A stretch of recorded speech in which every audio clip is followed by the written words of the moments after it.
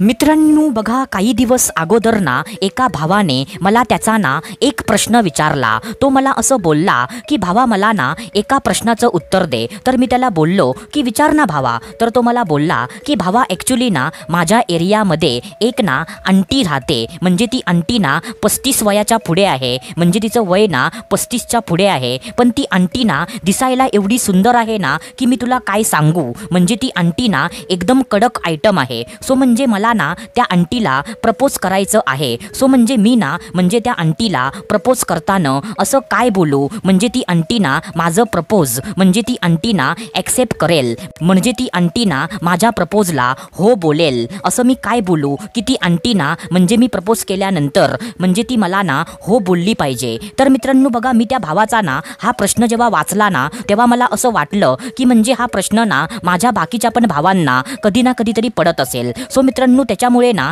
आज या व्हिडिओमध्ये मी तुम्हाला सर्वांना सांगणार आहे की एखाद्या आंटीला किंवा एखाद्या भाभीला प्रपोज कसं करायचं, तिला प्रपोज करताना असं काय बोलायचं म्हणजे ती आंटी ना आपल्या प्रपोजला त्या आंटीने ना हो बोललं पाहिजे। सो मित्रांनो त्याच्याबद्दल ना आज या व्हिडिओमध्ये तुम्हाला सविस्तरपणे आज मी सांगणार आहे। सो मित्रांनो त्याच्यामुळे ना हा व्हिडिओ तुम्ही पूर्ण बघा, कारण अशी माहिती ना तुम्हाला कधीच कुठेच आणि कोणीच तुम्हाला देत नाही। सो तुमचं पण कर्तव्य आहे की व्हिडिओला पूर्ण बघणं आणि आम्हाला सपोर्ट करणं। तर मित्रांनो चला सुरुवात करूया आजच्या ह्या धमाकेदार व्हिडिओला।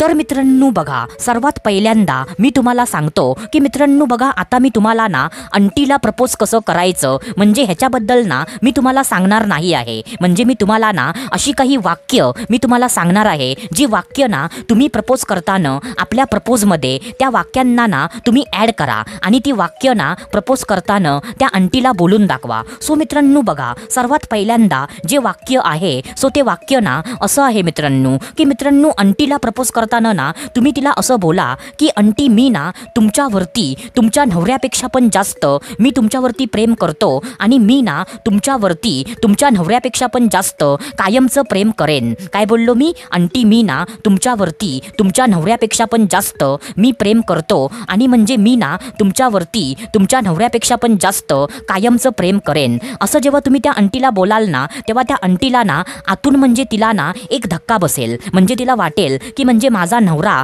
माझ्यावरती किती प्रेम करतो, म्हणजे तो करत असेल किंवा नसेल म्हणजे ती आंटी ना आपल्या डोक्यामध्ये आपल्या नवऱ्याचा चेहरा ना असं बोलल्यावरती लगेच आणेल आणि म्हणजे ती आंटी ना मनातल्या मनात विचार करेल की माझा नवरा ना माझ्यावरती किती प्रेम करतो, म्हणजे त्याच्यापेक्षा पण जास्त ना म्हणजे हा मुलगा माझ्यावरती प्रेम करतो आणि हा मुलगा ना माझ्यावरती नवऱ्यापेक्षा पण जास्त प्रेम करेन असं बोलतो, म्हणजे मला ना काहीतरी जास्त भेटणार आहे।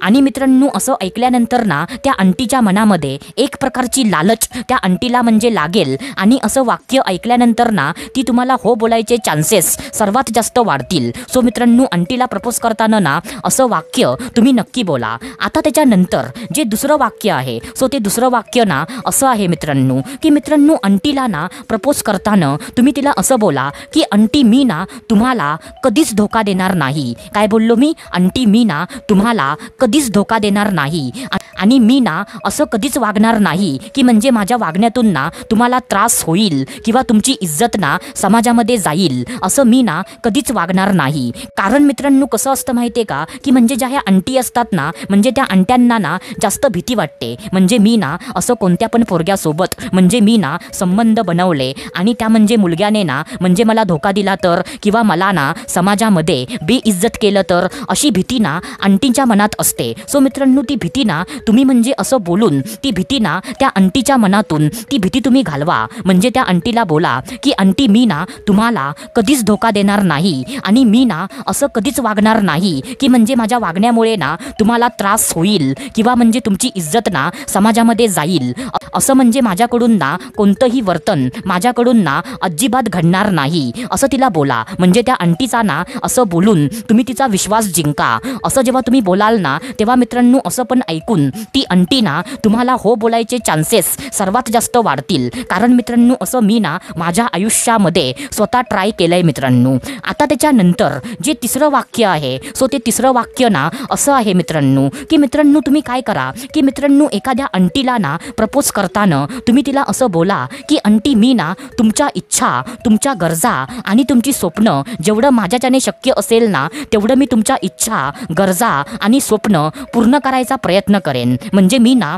तुम्हाला माझ्याकडून जेवढं शक्य असेल तेवढं मी ना तुम्हाला आनंद देण्याचा प्रयत्न करेन. म्हणजे तुमच्या ज्या इच्छा, तुमच्या ज्या गरजा आणि तुमची जी स्वप्न तुमचा जो नवरा आहे ना तो पण पूर्ण करत नाही आहे. म्हणजे त्याला पण ना तुमच्या इच्छांचा आदर त्याला नाही आहे. सो त्या इच्छा आणि त्या गरजा आणि ती स्वप्न मी ना माझ्याच्याने जेवढं शक्य असेल तेवढं मी ना ते पूर्ण करायचा प्रयत्न करेन आणि मी ना तुम्हाला जास्तीत जास्त आनंदी ठेवायचा मी प्रयत्न करेन असं तुम्ही अंटीला बोला. कारण मित्रांनो जेव्हा तुम्ही एखाद्या अंटीला ना असं बोलाल ना की म्हणजे तुम्ही जर माझ्या आयुष्यामध्ये जर आलात ना सो म्हणजे तुमच्या इच्छा, गरजा आणि स्वप्न माझ्याच्याने जेवढं शक्य असेल तेवढं मी पूर्ण करायचा प्रयत्न करेन असं ऐकल्यानंतर ना मित्रांनो कोणती पण अंटी तुम्हाला हो बोलायचे चान्सेस ना सर्वात जास्त वाढतात.